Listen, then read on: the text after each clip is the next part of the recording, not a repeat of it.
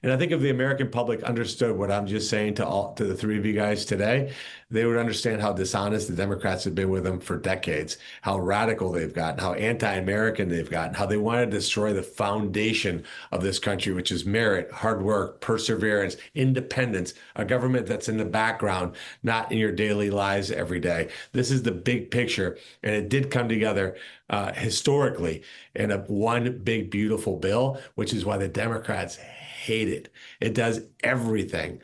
It undoes everything that they care about. It moves us to a different direction that this country needs to go back on.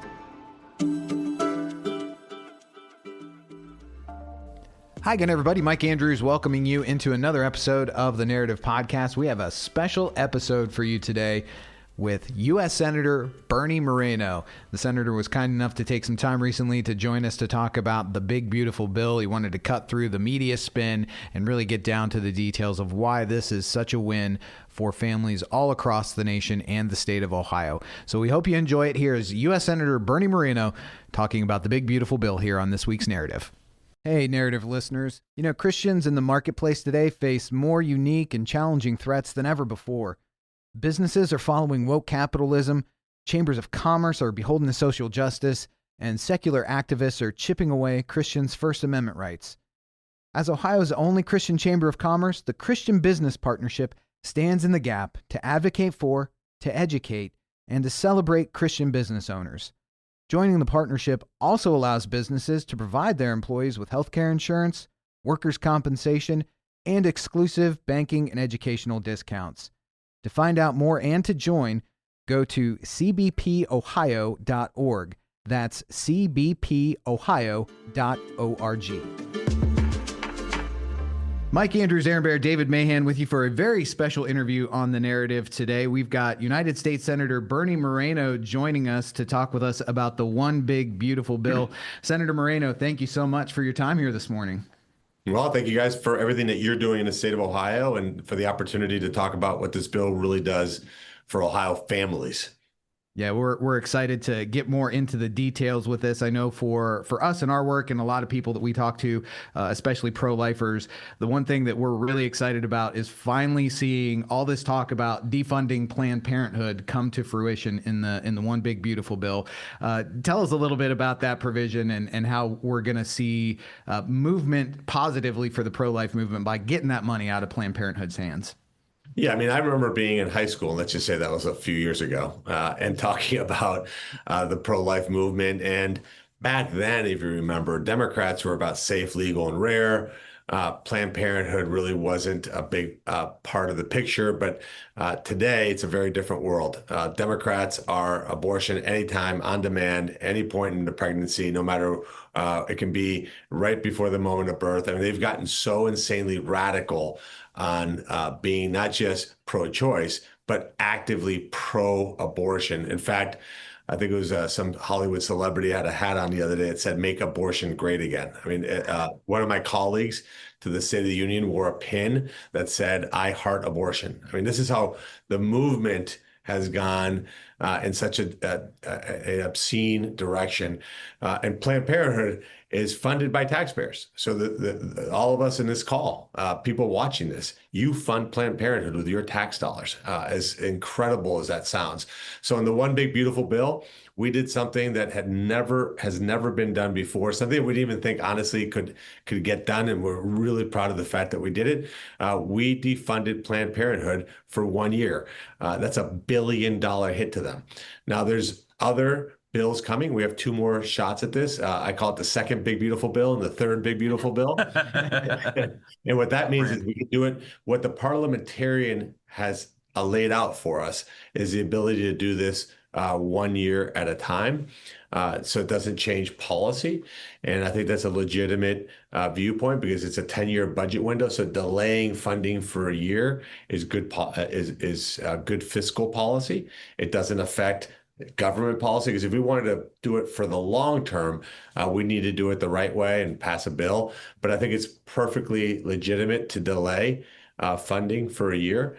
And obviously, we'll continue to move this forward. But once this is happening, it's going to be very hard for Planned Parenthood to spool back up. I mean, $1 billion in funding is not insignificant.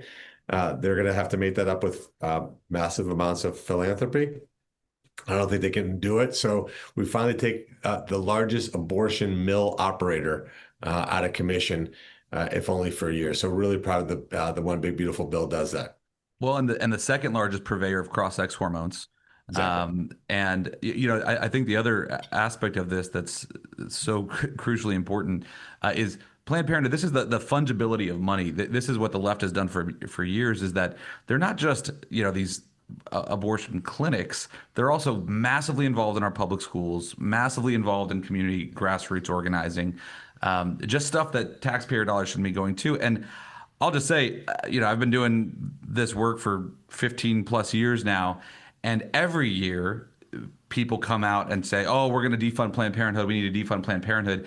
And honestly, pro-lifers, myself included, we just felt burned for years because everybody would talk about it, but they'd never do it.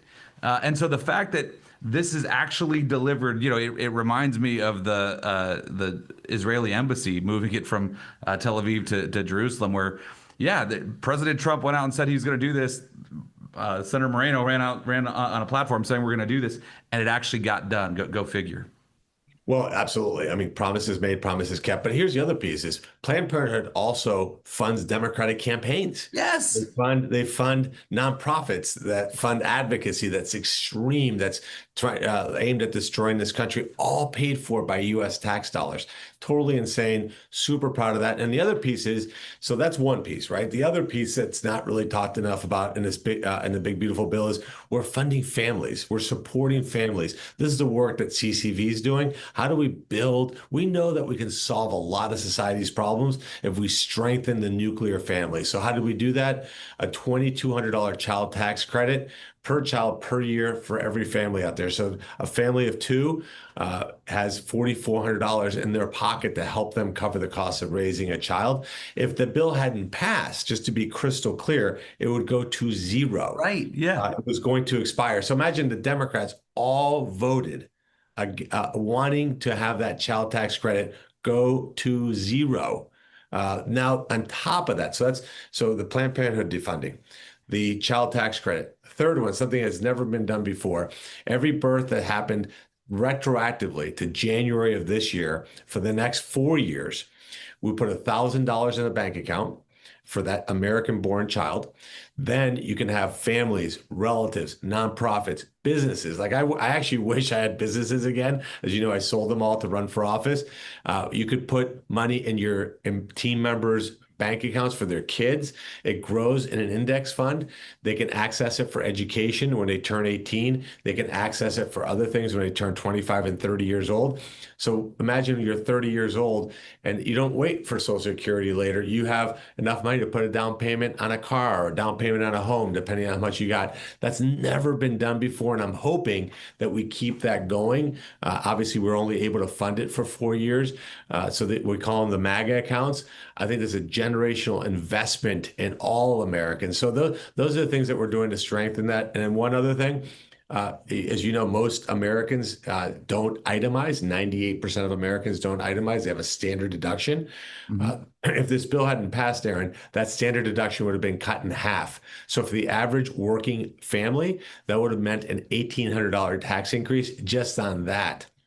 And you can now deduct charitable contributions, even if you don't itemize, up to $1,000 to encourage more people to give to the causes that they care about. As you know, there's lots of your people who are maybe watching this who want to contribute to great organizations like CCV and other Christian organizations, but they didn't get the tax benefit because they didn't itemize. Now they do. They can contribute to these organizations or local church and things like that. So these are the big wins in the bill. Pro-family, pro-mom policies that, again, we've talked about, but we've never executed. And super proud of the fact that we did that in this bill. I want to hit on the child tax credit real quick because I think this came out in our Hope in a Future report. One of the biggest crises facing America that no one's talking about really until this president came in is the fertility crisis, right? We're not replacing our population right now, right? We are so so honestly top heavy in terms of our age in our country, having policies like the tax credit, which from our perspective go much farther in terms of helping families than what the left always comes up as, oh, we need more government programs, we need to subsidize this and pay for this and pay for this, but build out more child care and more pre-K, and we got to fund this and this, and we're funding those things like we've never have in the country, and our fertility rate continues to decline and collapse. The child tax credit, making it easier for families to be able to keep the money that they already are earning, instead of having to ship it off to the government, and the MAGA accounts, the Trump accounts as we've called them, actually giving away for families to invest in their kids' future in that way, goes much farther than anything else the left is saying, and it's different. I mean, that's the thing right now, is that especially the Trump accounts. When I first saw this, it's most of the time when we're talking about the population crisis, or the fertility crisis, I should say. Folks don't have good answers. This is a new solution to taking this on, and it's incredibly bold. And I can't believe this is one of these things. President Trump is putting $1,000 in a bank account for every newborn child. Why isn't that the front page news of everything? And it barely gets mentioned. No, well, look, I'll blame myself and my colleagues. We don't talk about it enough. And honestly, when we do talk about it, Aaron, the media just ignores it. I did an interview with the Columbus Dispatch just yesterday morning, talked about this. Didn't mention any of it at all. They choose to ignore the good. They make up stories about things that could happen that won't happen, that they're just factually inaccurate on. But you see the connections, right? As we know, most abortions, again, other than the left that celebrates it, like they actively want abortion, which is next level insanity, but is because of financial reasons. But if you're adding a child tax credit, if you're adding the $1,000, if you're, by the way, also funding school choice, generational investment in school choice scholarship programs, so these families have an opportunity to actually put their kids in schools that are well functioning for them. Think about the headline of all this. The Democrats say this bill is to help billionaires. What, of anything that I just described, helps a billionaire? In other words, do you think somebody who's worth $1 billion is going to say, my God, thank God I have $2,200 tax credit. Thank God my son in a has bank account. $1,000 in that bank account because my kid, when he turned 25, was going to be broke. And these are things that help working Americans. So I did a little analysis. I'll walk you through it real quick. So if you take the average Ohio family, just the average of what is really out there, it's a family of four. So two kids. The family total income is about $90,000. So here's the math: $4,400 in a tax credit. That's very meaningful. $1,800 savings because now their standard deduction is maintained at $30,000, and by the way, increases with inflation. If the bill hadn't passed, it would have been cut in half. So that's $1,800. So you got $4,400 plus $1,800. Let's say one of the parents works and gets overtime. Now we have an above the line deduction for overtime income that they can reduce. That's about $600. The other parent maybe works on tips, so no income tax on tips. That's another $600. If they go out and buy an American-made automobile, which we're obviously encouraging because that means more industry in America, more good high-paying jobs, where maybe only one parent has to work, not both. That's another $300 in interest deductibility. You add it all up, it's $7,500. So think about the families that you know that make $90,000 and have two kids, how much they're struggling with the cost of rent, groceries, car payments, credit card bills.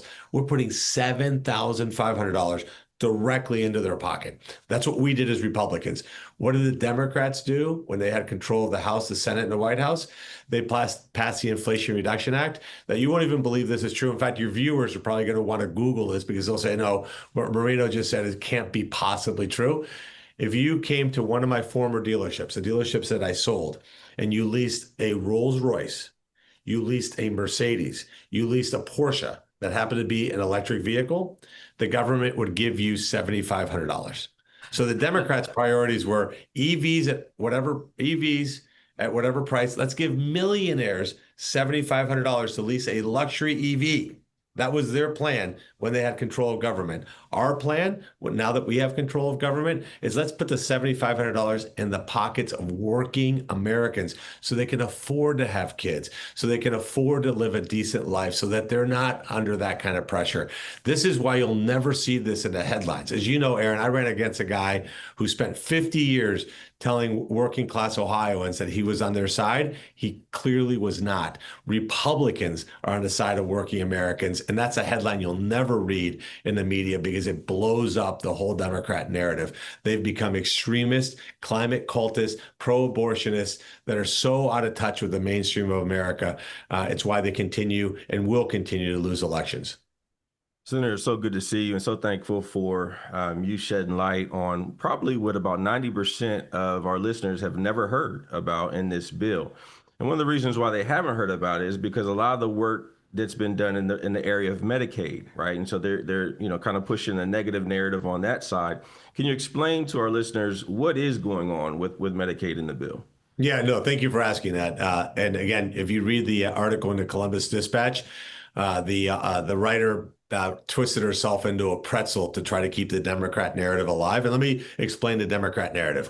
This bill will shut down rural hospitals, and this bill will gut Medicaid and slash benefits. That's the headline you watch on TV, in the Columbus Dispatch, the Cleveland Plain Dealer. That's basically a left-wing propaganda machine. That's the narrative. Here's the reality. And this is the most important thing I'll talk about because this is how dishonest the media is. Let me go through it one at a time. What did we do on Medicaid? So let's talk about nationally first. We are increasing Medicaid spending by 20% over the next 10 years. You heard that right. So this bill not only doesn't slash Medicaid, we increase funding for Medicaid 20%. Now, had the bill not passed, Medicaid funding would have probably gone up 30%. So it's like, well, what did you do to trim the growth from 30 to 20? We did three simple things. Number one, we said you can't give to the blue states, Massachusetts, New York, California. You can no longer give Medicaid benefits to people who are broke into this country illegally. Like you can only give Medicaid benefits to Americans. Go figure. That seems pretty common sense, right? The Democrats fought us on that. The Democrats want Medicaid that's intended for Americans, disabled children, people who really need it, who may be out of a job and in transition.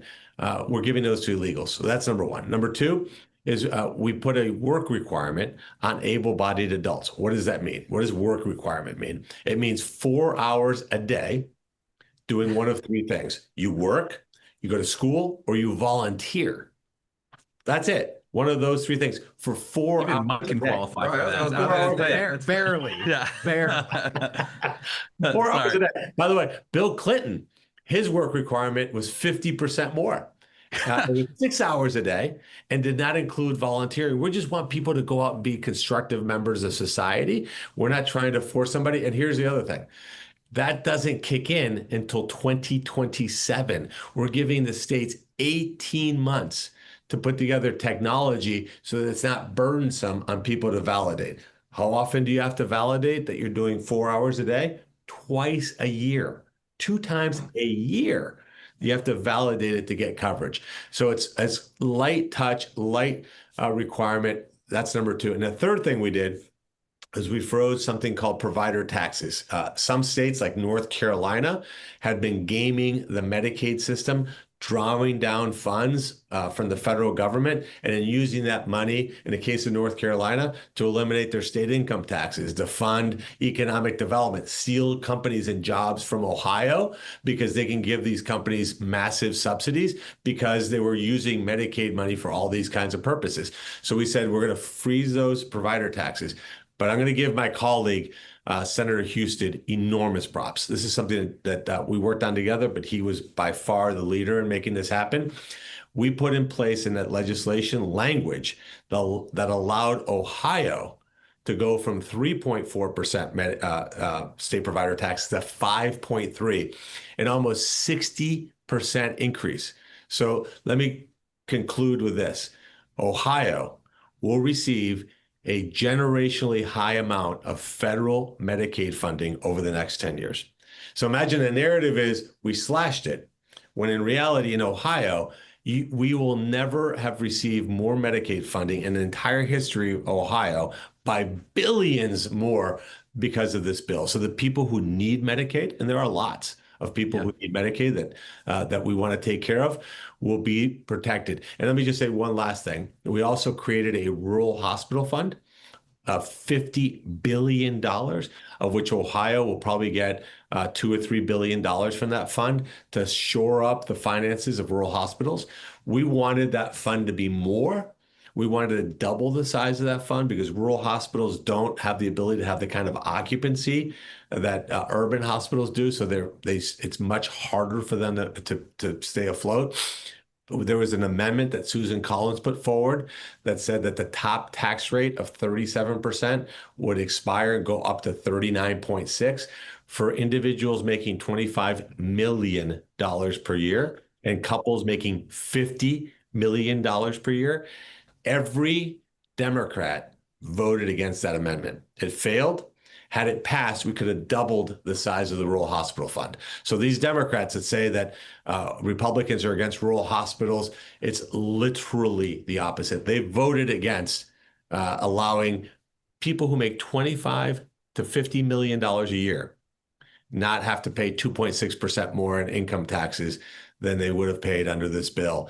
So the whole narrative of Republicans are on the side of billionaires and are on the side of working class, it is so insanely dishonest. Again, you will not hear ever what I just said to you reported in the media because it destroys the entire Democrat narrative. But that's the reality of what happened with Medicaid in this bill. Well, there's a reason why the Dispatch doesn't own this building anymore. Just as an aside, but couldn't let it go. Sorry, it's just they're getting under my skin.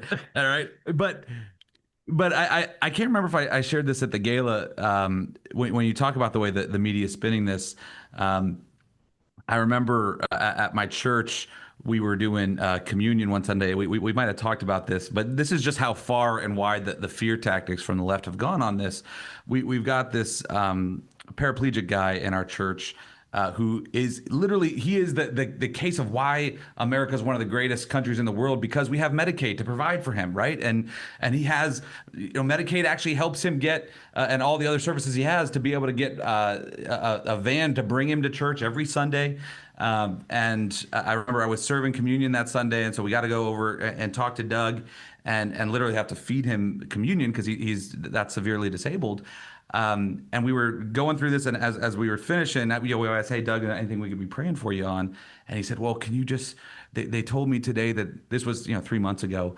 Oh, that they're trying to cut my Medicaid and they're going to take Medicaid away from me, and I'm really concerned about it.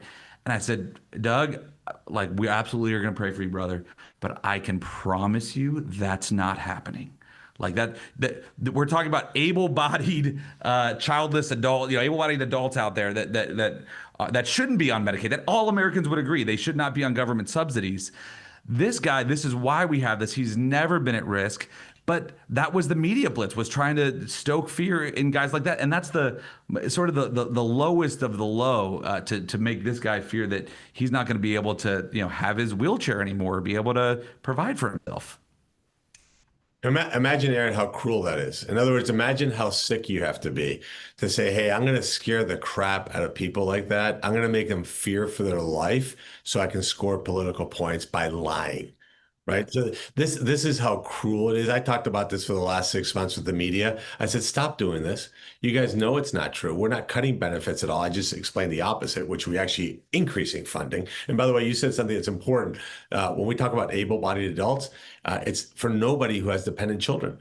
So if you have a dependent child, it doesn't apply to you at all.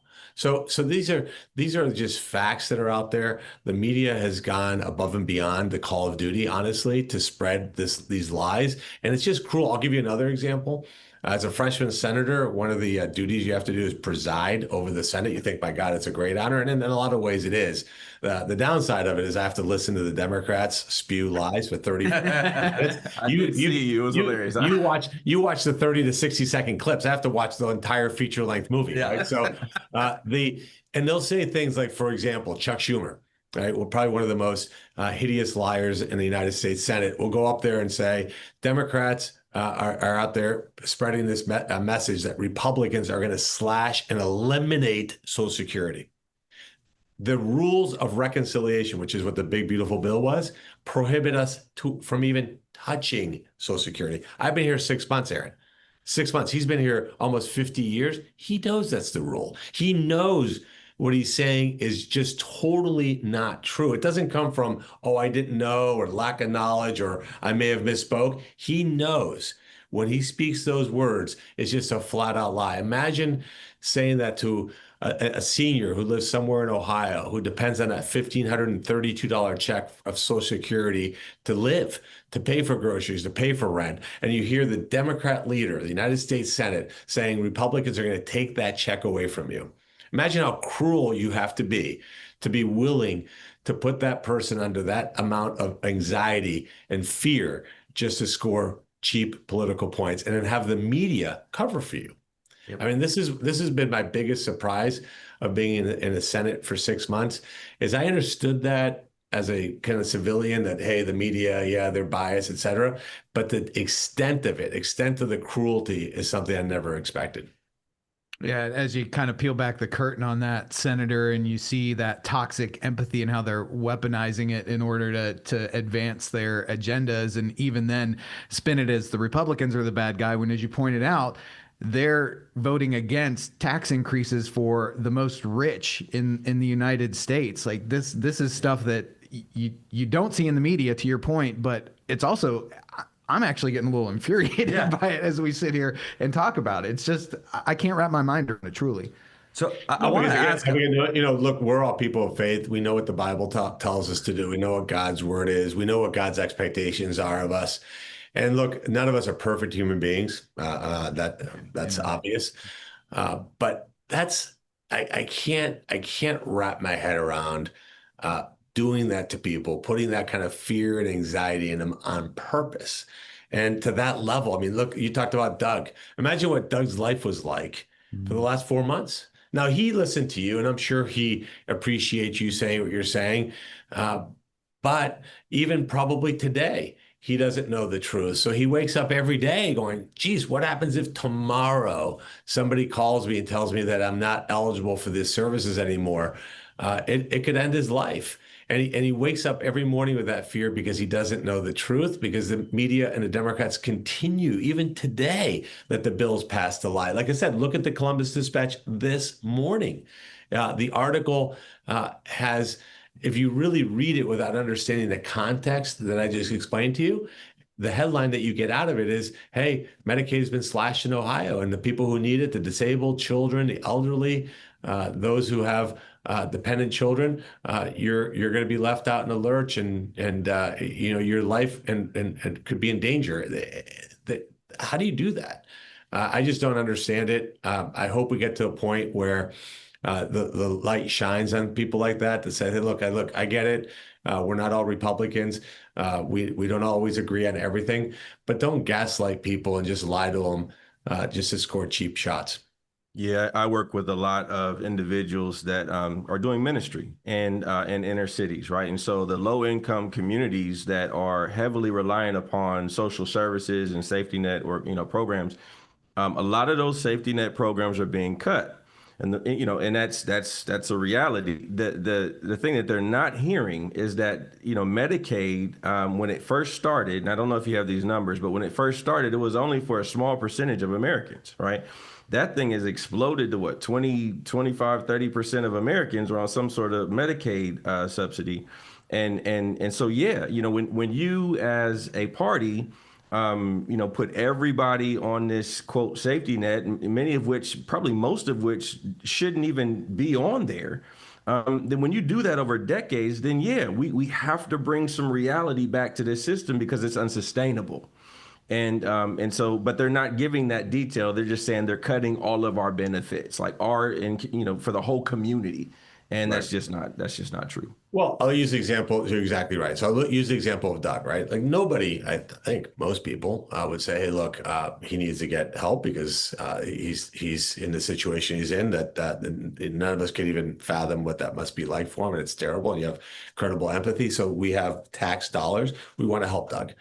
There's no question about that. But here's how the system currently works versus how it was supposed to work. So the way it was supposed to work is it was a partnership between the state and the federal government. The federal government would say, generally speaking, we're going to pay 60% of the cost of taking care of Doug, and the states, you pay 40% of the cost of taking care of Doug. Right? That's the way it worked forever. Then when Obamacare came along, they wanted to expand the population. So they took these able-bodied adults. These are your 25-year-old who's healthy, childless, has no dependents at all, is 100% able to work. And we said, we're going to give them Medicaid. Now, of course, the state said, well, we don't want to participate in that. That's enormous sums of money because you've now expanded the pool well beyond the traditional Medicaid recipients. So the federal government, to entice states, said, we're going to pay 90% of the cost of taking care of able-bodied adults. You only have to pay for 10. So states like Ohio said, well, in that deal, we'll do it. And they expanded it. But think about the perverse incentives we just created. So Doug shows up at a hospital. They're only going to get 60% reimbursement. An able-bodied adult who's completely able to work, no dependent children, perfectly healthy, walks into a hospital, they're going to pay 90% of that person's bill. Who do you think was getting priorities in the hospitals? I mean, you're paying a lot more money to take care of able-bodied adults than you're taking care of the disabled or children. This needed to be fixed. So the work requirement was critical because what we want to do is move people back into productive society. I'll co-opt a slogan from my opponent. There is dignity to work. There is dignity to showing your kids that you're going to work, that you're going to be a productive member of society. And that can be volunteering. That can be going to school to increase your skills. It can be going out and getting a job. And that moves people out of dependency into private insurance, lowers the amount that the federal government is funding. And the numbers in Ohio, by the way, are 26% of Ohioans are on Medicaid right now. Wow. We want to drive that number down, not by taking away benefits from those who need it, but by putting people into the productive workforce. And see, here's how this all ties in full circle. What we're doing is bringing in what the Biden administration was bringing in illegal migrants to do work at a much lower wage than Americans were willing to do, with much less working protections that Americans would put up with, so that they could have a huge pool of Americans in total dependency, replace those workers with low-skilled workers that were willing to do things that Americans weren't willing to do at those wages and conditions. And so we're reversing all of that. We're saying, no, we're going to deport anybody that's in this country illegally, open up those jobs to American citizens, give them the opportunity to have the dignity of work, be non-reliant on these programs, and then incentivizing companies through tariffs and taxes to say, hey, look, you need to build your factories in America if you're going to sell your products here, so that we can produce those high-paying jobs. Because ultimately the goal, at least my goal, is to make it so that family of four can have one spouse stay at home and take care of the kids. So only one parent, can be the mom or the dad, it's up to them. That one parent can go to work, can provide for that family of two that maybe can become a family of four, afford a home, afford a car, afford to retire debt-free. But we in the government have to create an environment in which those companies can produce those high-paying jobs. But if the theory is, no, we want to go out and build these factories anywhere but in America, where we find the lowest slave labor on earth, and we'll just get the benefit of free, cheap, not free, but very, very inexpensive goods, who's buying them? You're going to have a huge swath of poverty and a very small slice of very wealthy people. That's Colombia, South America, where I'm from. This is why my family left there, because we want a growing, thriving middle class. This is a whole big picture of how all this comes together. And I think if the American public understood what I'm just saying to the three of you guys today, they would understand how dishonest the Democrats have been with them for decades, how radical they've gotten, how anti-American they've gotten, how they want to destroy the foundation of this country. country, which is merit, hard work, perseverance, independence, a government that's in the background, not in your daily lives every day. This is the big picture. And it did come together historically in one big, beautiful bill, which is why the Democrats hate it. It does everything. It undoes everything that they care about. It moves us to a different direction that this country needs to go back on. So really proud that I played even a tiny role in getting that bill across the finish line. Well, I'll just say, Senator Moreno, not just for your advocacy in Washington, but there's very few leaders that can explain to voters, to people today, the way you just broke down the big picture, right? There's the bullet points and all, defund Planned Parenthood, the first ever national school choice program, all that. But putting that in the broader context is just, we're so grateful for you. And just as an aside too, one of the most available political leaders we've ever seen, whether it was on the campaign trail or even now, just for people to be able to talk to you and interact means the world.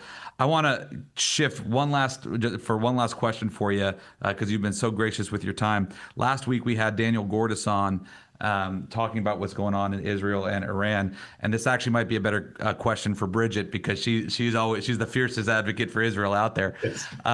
But Daniel Gordis made the case that in many ways, Israel and the Middle East, and thereby the world, might be safer today than ever before because of the way the president has navigated this situation between Israel and Iran.